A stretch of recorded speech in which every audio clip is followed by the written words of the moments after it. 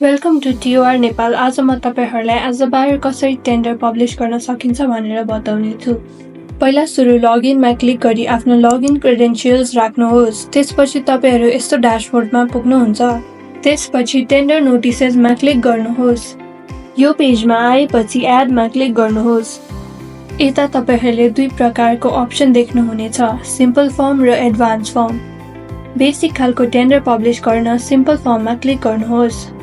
यो पेजमा पुगिसकेपछि हजुरले tender number, tender title, working area, starting date, ending date अनि नोटिस टाइप फिल गरिदिनुहोस्।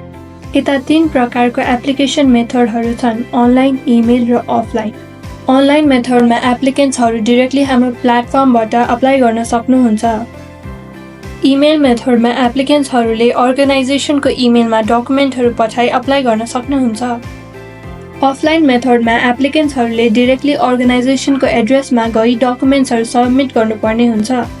हजुरले हजुरको TOR अपलोड गर्न चुज फाइलमा क्लिक गरी अपलोड गर्न सक्नुहुनेछ।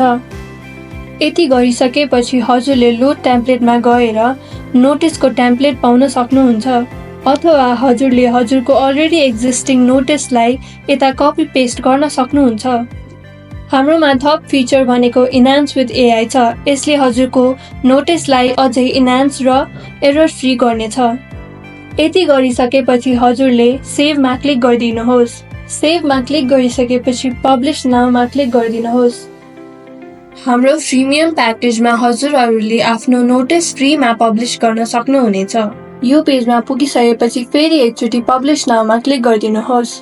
यति गरिसकेपछि तपाईको नोटिस हाम्रो एडमिनले हेरी अप्रुभ गरी पब्लिश गरिदिनुहुन्छ। नोटिस पब्लिश भइसकेपछि हजुरलाई इमेल मार्फत नोटिफाई गरिनेछ। धन्यवाद।